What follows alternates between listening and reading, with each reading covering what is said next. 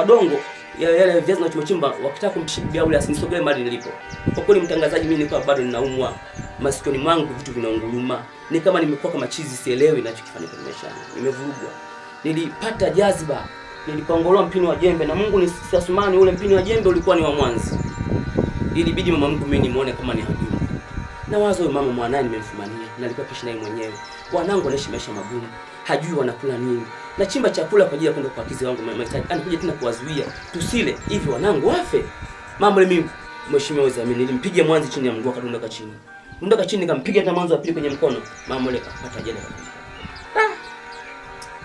Mheshimiwa nilizidi kupata machungu. Matatizo yangu yalizidi kuwa makubwa zaidi. Badala ya kupunguza spidi ya matatizo yalizidi kuwa makubwa. Tayari mke sina. Mama yake ndo kanifanyia ukatili, na mimi pia nimemvunja mkono. Kwa kweli kisheria, na yeye mama mkwe na wananchi wa pale kwa muangalia tukio lilivyofanyika, walinunga mkono wananchi. Wakaambia mama anafanya makosa makubwa sana. Wewe kijana ni mhangaikaji. Tena unamfuata mpaka mashambani kwa ndoto ya kitu gani? Kwa kweli mheshimiwa, kosa ni kosa. Lazima kule mama itengenezwe njia ya yeye kupata matibabu.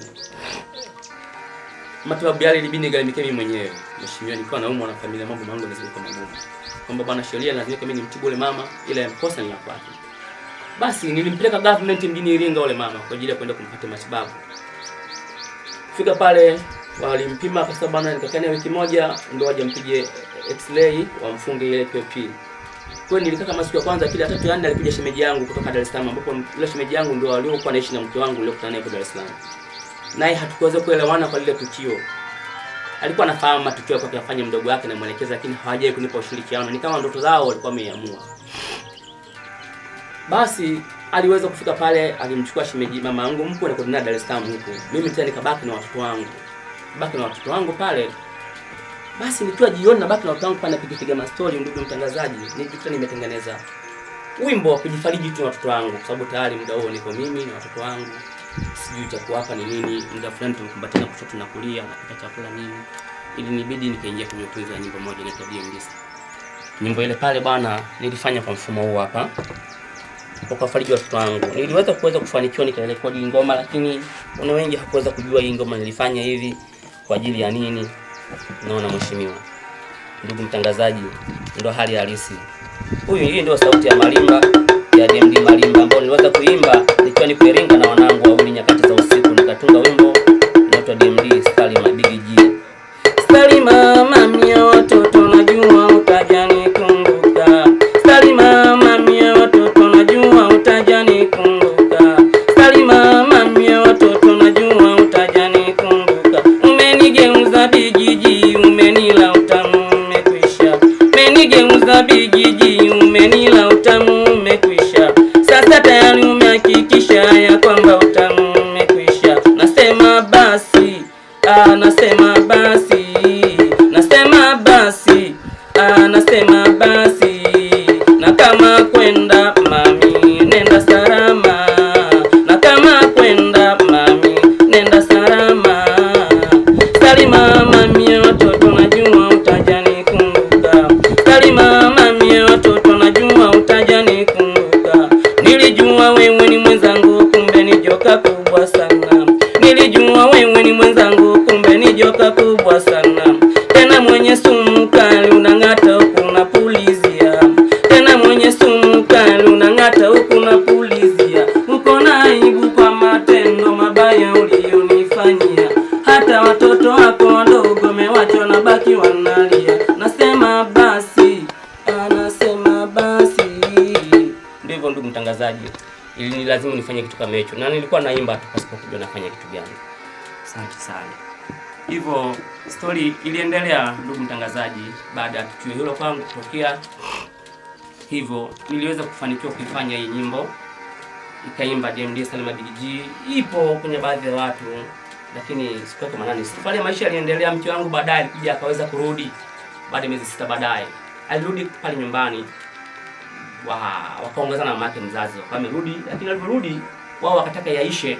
Mimi niendelee kubaki na wale mke wangu. Ni kwa sababu amenipitisha katika kipindi kigumu sana.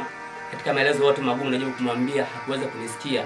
Alafu hapo nyuma baba yake mzazi marehemu hayati naye alijinyonga. Aliweza kunipa taarifa ya mwanae kwa sababu na mwanangu kama pindi mke wako ataiga tabia ya mama mzazi, tulikuwa ni miongoni mwenye shida. Kwa hizo shida nimezipitia na mpaka leo nazisimulia hapa. Yule mzee Mungu ameweka mahali pema, alikuwa ni jasiri. Alimzaa mke wangu. Ile matendo ya mama mzazi na mke wangu anafahamu, aliweza kunipa tu wazi tangu mapema. Ila sikuwa nimeyapata kwa ushahidi niliyapata. Basi mwisho wa siku baada ya kupata kwamba nikae na mke wangu sababu tumezana watoto, niliona kwamba sina sababu ya mke wangu mimi kumfukuza tena. Watoto wangu wanatamani wawe pamoja na mama yao. Nilimwacha pale nyumbani kwangu mke wangu. Mimi nikatafuta njia nyingine ya maisha. Ndio chanzo za kutoka pale Iringa kijijini pale Kuvilo na kuelekea Iringa mjini Pogolo. Kwanza maisha yangu rasmi. Kama nikapiga marimba kama mnavyosikia, nikae tu mwana sana moja kwa moja sababu kila juhudi za kuendelea pale kijijini zimeshindikana. Kikwazo ni mke wangu na marumbano ya kifamilia. Ila kwa kweli niliamua sasa kurudi Pogolo kuanza kuishi maisha ya mtaani. Kutokana nilikuwa akili yangu kwa matukio makubwa niliyokutana nayo ni kama sielewelewi. Nilikuwa natembea na baiskeli yangu agia napiga marimba mtaani, ngoma ya DMD Salima, napiga ovyo tu napata vishingi 10 na lala mtaani. Nimelala sana mitaoni Iringa Pogolo mli kwenye vibanda vya watu. Nakaa mpaka hata wiki nzima. Ila hela ninayoipata kidogo nilikuwa narudi nao nyumbani kupelekea watoto wangu. Hatua ya kwanza kufanya hivyo mke wangu ilimuuma sana kwa kutokujua mume wangu yuko wapi. Kwa mara ya kwanza baada ya kukimbia nilivyorudi nilimkuta amekasirika sana, akaniambia ulikuwa uko wapi? Nikamwambia kwa kweli mimi nimeona kukaa hapa siwezi. Wewe tubaki hapa nyumbani na watoto, mimi acha nifanye maisha mengine. Ndugu mtangazaji, ilikuwa ni vigumu. Hata siku nikishinda nyumbani na mke wangu pale tena nikimangana anapotembea hivi mbele ya macho yangu. Sitamani nimuone. Mtangazaji, roho inaniuma sana. Nawaza amefika sehemu kweli anaingiza wanaume ndani ya nyumba yangu, mimi anafanya mapenzi na anampikia chakula. Na ni kijana ambaye mimi mwenyewe nimemlea, tuko na yeye pia kwa kumpa msaada. Unaona? Mbali yani kwa kweli kitendo hiki huwa kinaniuma sana. Mwisho wa siku yule mama alibidi abaki hapa nyumbani na yeye mwenyewe kuona kwamba sasa tayari kakimbiwa, hakupenda ile hali. Lakini pale kijijini kuna mpango wa kupatia hati miliki mashamba yetu sisi ambao ni mpango wa serikali. Tayari mke wangu ashatamani mali ndogo tu ambayo mimi nimetafuta pale kijijini.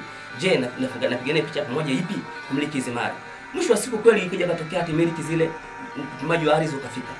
Mke wangu yeye amechukua pale vile kwa kupigia kula kila kitu kingine picha pamoja. Nikamwambia mna shida kwa. Nilipopima nikamwambia jamani, ndugu zangu mimi siko tayari kupigia kupima na mwanamke. Ila tu nitampa eka moja na yeye afanye mambo yake. Yule mwanamke kilimkwaza, hakutaka kabisa kusikia, alitaka yeye ndo apige picha vile vitu vyote. Kuanzia pale sasa ndo baada ya mke wangu kupigana naye swala zima la hati miliki, ndo yangu ndio kaimevunjika pale mke wangu. Mke wangu sasa baada kwa sababu mimi ndio tunapima zile hati miliki zile pale, nilikuwa nakuja tu na kurudi mjini. Yeye anamwacha pale ile mahitaji kwa ajili ya watoto wangu. Mke wangu hakujali tangu siku ya kwanza kupiga picha ya kwanza mimi, na siku hiyo aliamua kuuza vitu ndani ya nyumbani vyote na akachoma moto suruali, nguo zangu, kila kitu. Ndugu mtangazaji, yule mwanamke akapanda gari akaja Dar es Salaam kwa dada yake, wakungana yeye, mama yake na dada yake ambaye yuko Dar es Salaam. Mimi nikiwa bado kule niko Iringa naishi maisha kusuasua, sina la kufanya. Kwa kweli nilipigiwa simu majira kama ya saa 3 asubuhi mbana kwako kuna moshi mwingi unatokea. Nilifika pale mtangazaji nililia. Basi nikabaki sasa kuanzia hapo sina familia. Mwanamke amekimbilia Dar es Salaam, mimi nimebaki Iringa. Kwa hiyo naanzaje kubaki Iringa? Chakula ndani sina, kimeisha chote. Sina la kufanya. Maisha yangu ni magumu. Kwa hiyo nilazimika nipige marimba mtaani kutafuta riziki zangu na kutafuta kibarua sehemu yote pale Iringa. Nimefika sehemu ni moshi magari pale Afroil.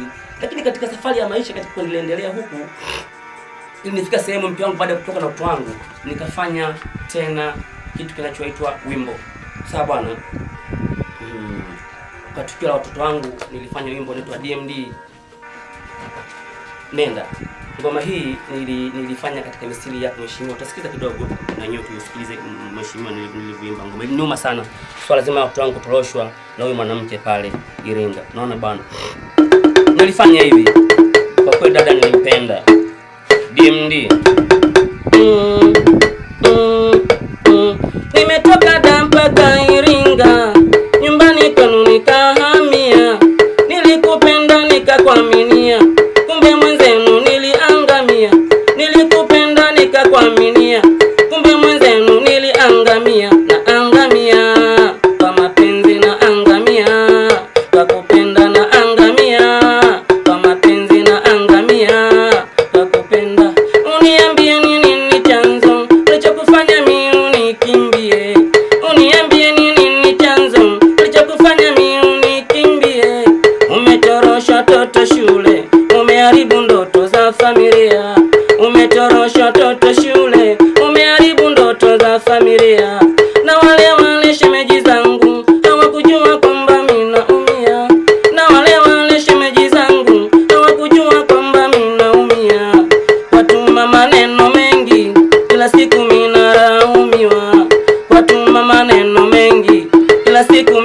nilaumiwa.